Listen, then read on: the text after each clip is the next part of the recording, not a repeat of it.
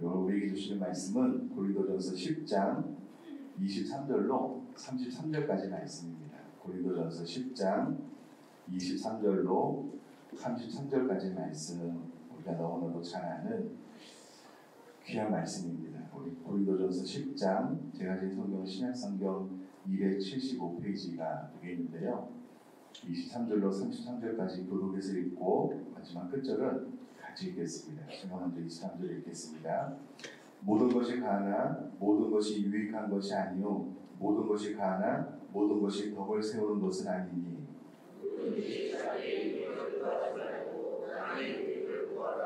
무릇 시장에서 파는 것은 양심을 위하여 묻지 말고 먹으라. 불신자 중 누가 너희를 청할 때에 너희가 가고자 하거든 너희 앞에 차려놓은 것은 무엇이든지 양심을 위하여 묻지 말고 먹으라. 누가 너희에게 이것이 재물이라 하거든 내가 말한 양심은 너희의 것이 아니요 남의 것이니 어찌하여 내 자유가 남의 양심으로 말미암아 판단을 받으리요. 아니 내가 감사한 것을 하면 어찌하여 내가 감사한 것을 대하여 비방을 받으리요. 그러즉 너희가 먹든지 마시든지 무엇을 하든지 다 하나님의 영광을 위하여 하라.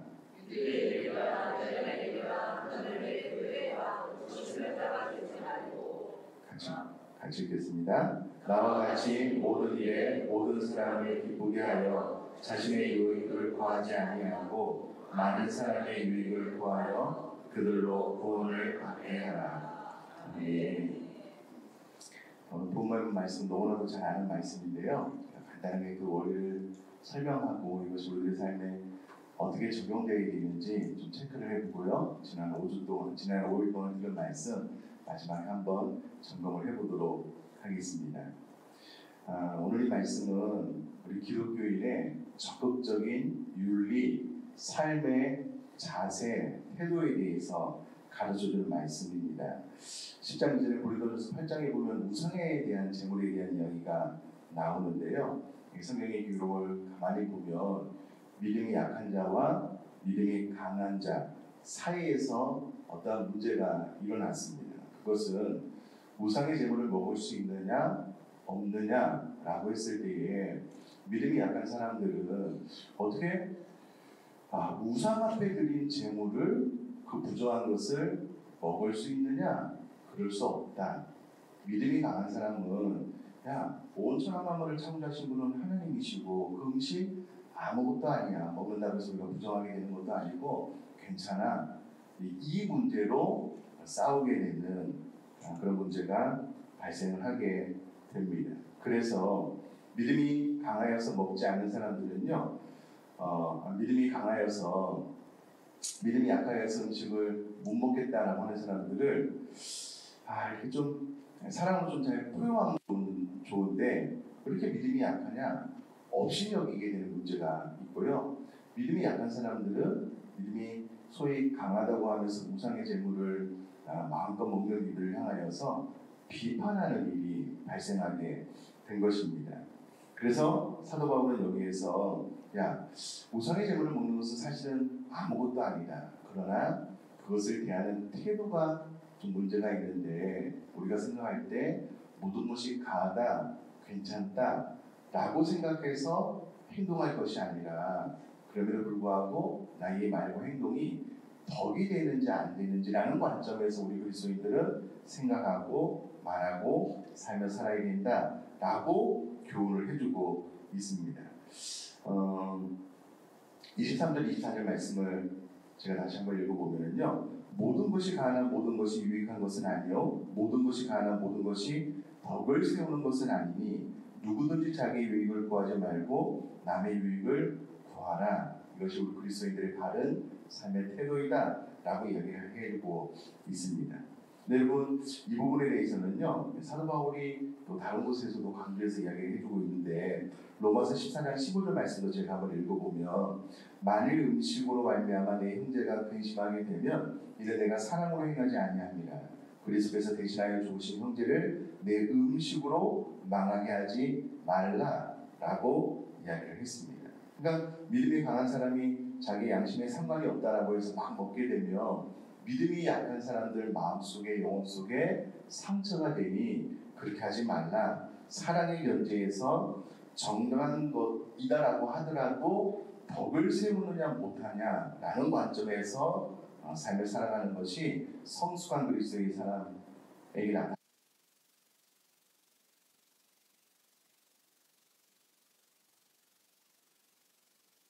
우리가 이제 설교를 여러 번 들어서 모르지는 않는데요. 이제 어떻게 적용할 것인가 라는 부분이 참 중요합니다. 그럼 지금부터 제가 좀 설명을 드릴 텐데, 그렇죠, 좋습니다. 벌써 이제 초롱초롱한 눈으로 봐주셔서 감사한데요. 제가 이 말씀을 어떻게 나눌까 고민을 많이 해보니까 이런 문제더라고요. 설교를 하면 이와 같이 전체적인 개념에 대해서 이해를 해야지 적용을 하니 이제 그렇게 하다 보면 시간이 다 되어서 설교가 끝나요. 그러면 이 말씀을 받은 성도님들이 각자의 삶에서 적용을 해 나갈 때에 각자 가지고 있는 어떤 영적인 센스, 본인이 가지고 있는 판단 기준을 가지고 이 말씀을 삶에 적용하게 되잖아요. 그때 혼란을 겪어요. 이 말씀이 이때 이렇게 적용하는 게 맞나? 이렇게 하면 이 말씀이 어떻게 되는 건가? 이렇게 해서 적용을 함에 있어서 올바른 방향으로 가지 못하는 경우들 혹은 섬세한 열매를 맺지 못하는 경우들이 있더라고요. 우선에 제가 말씀드린 핵심 가운데 적용을 해보려면 이런 문제입니다. 저도 얼마 전에 우리 아이가 무엇이 옳은가 무엇이 옳지 않은가 라는 부분에 대해서 소위 변론을 좀 심하게 했습니다. 가장 막 이야기를 했는데요. 설교 준비를 다 끝내고 난 다음에 지금 번쩍 드는 생각이 무엇이냐면 와, 내가 왜 그때 우리 아이랑 이야기할 때 무엇이 옳으냐 그르냐 라는 것으로 이야기를 했지 이것이 제 아내에게 덕이 되느냐 영적인 유익이 되느냐 라는 관점을 왜 1도 생각하지 않고 이야기를 했지? 라고 생각이 들었어요. 가장 먼저는 부부, 가족 간의 이 말씀을 적용할 때 가냐? 가지 않냐? 물론 이것도 이야기를 해야 되겠지만 그거보다 더 높은 차원에서 생각하고 말을 해야 되는데 그것이 상대방에게 유익이 되느냐 유익이 되지 않느냐 라는 관점으로 말하고 행동하라는 거예요. 그리고 이게 부부 사이에서만 일이 아니고요.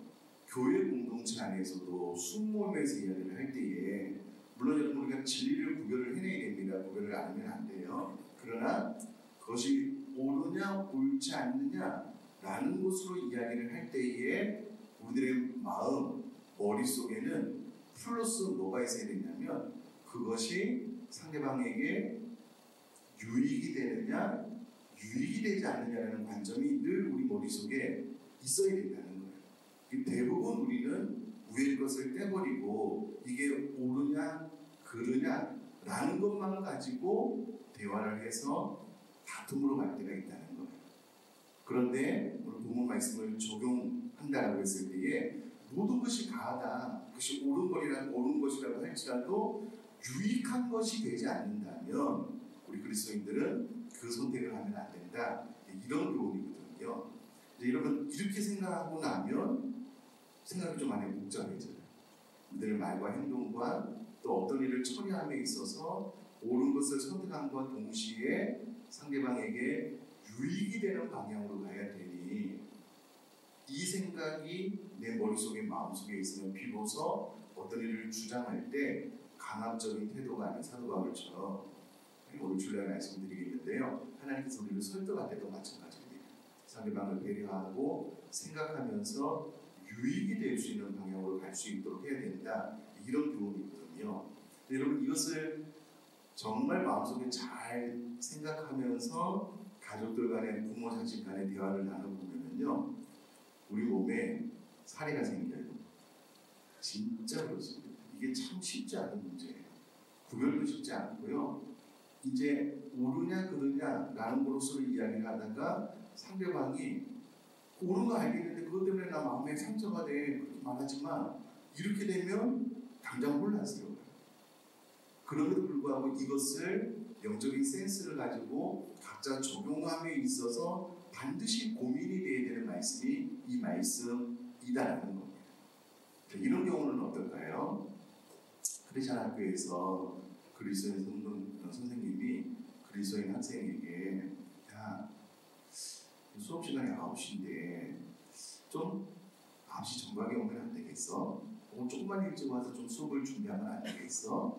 라고 바른 것을 가르칠 때에 그 학생이 선생님 고린도전서 10장 23절 24절 말씀을 보니 모든 것이 가나 모든 것이 유익한 것이 아니라고 하는데 조금 늦어도 좀 은혜를 해주시면 안 될까요? 자, 이렇게 말을 하면 어떻게 반응해야 될까요?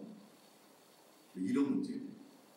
근데 이 섬세한 디테일한 부분에 들어가서 이 말씀을 해석함에 있어서 잘못 적용되는 건 아니에요. 성경에서 보면 성실, 하나님 앞에 질서를 세우는 삶은 우리 그리스도인들이 또 바로 해야 되는 거예요. 그 학생에게는 성실, 규칙, 너의 행동으로 타인에게 덕이 안 되는 삶을 살게 하면 안 되라고 가르쳐야 될 부분이지. 아, 그러네? 덕을 세우기 위해서 어떡할까? 너는 5분 늦게 와도 돼. 이거는 아니라는 거예요.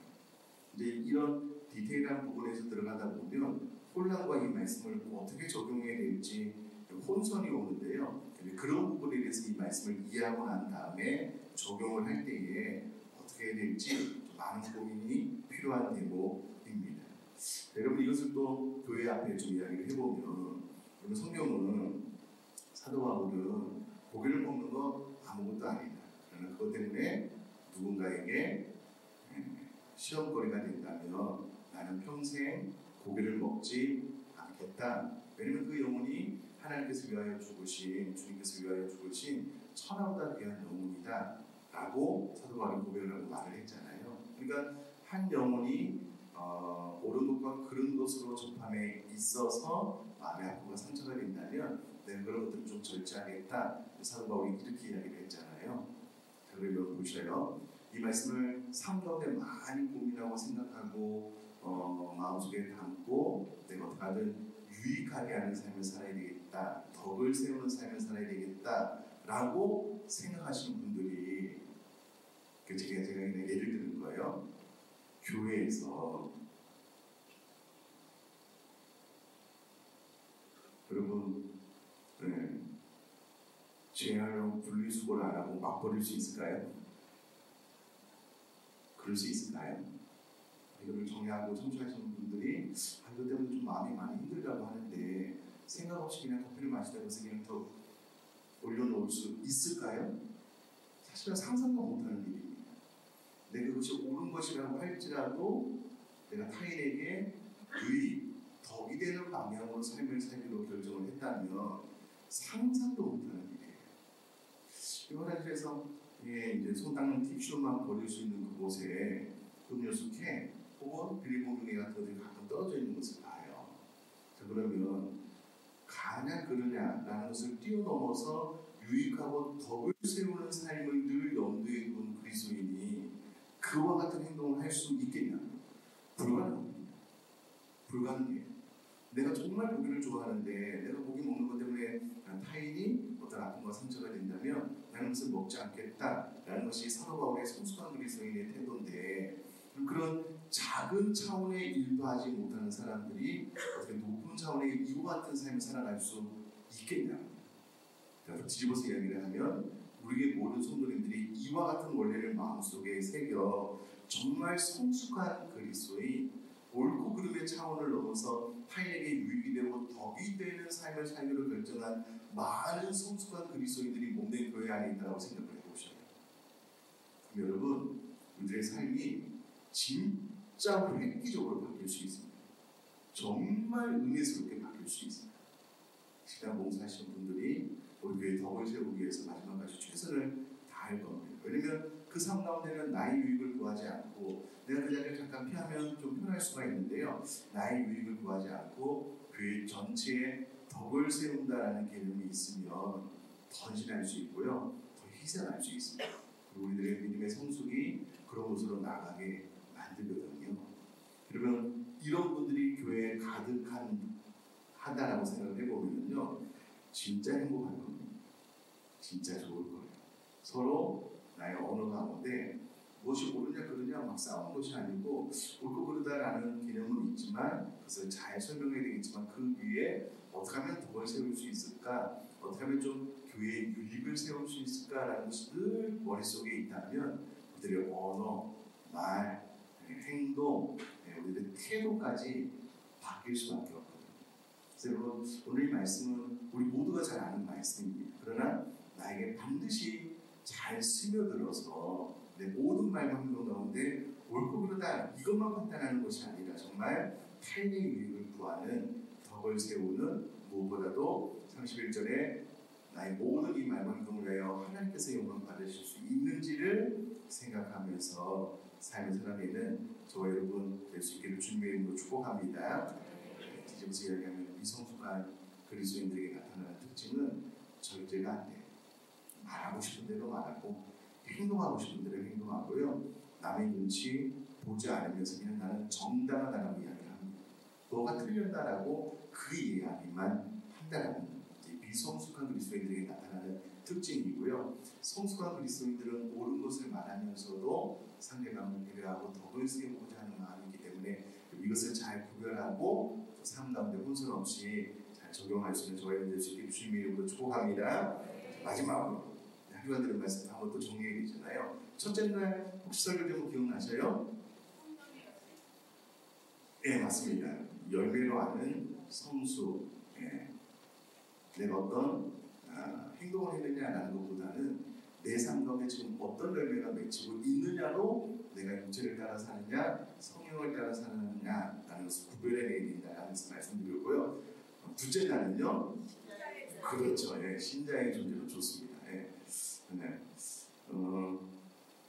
원래 몰랐는데 옆에서 말하니까 그 말을 들은과 동시에 말하시는 신자의 존재로.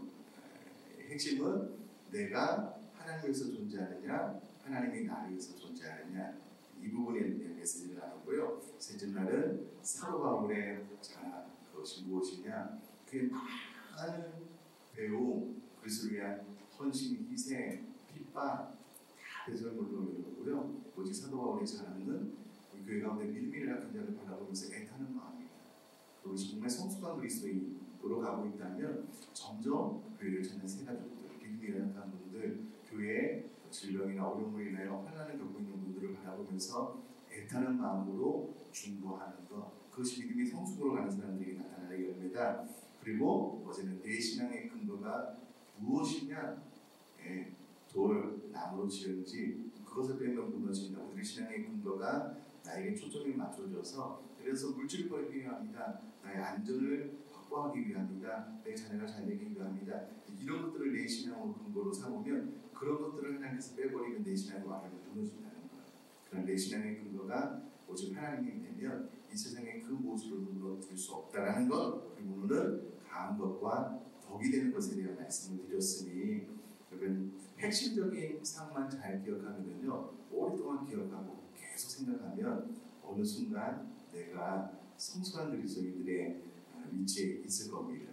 그런 은혜가 저와 여러분에게 있을 수 있기를 주님의 이름으로 축복합니다.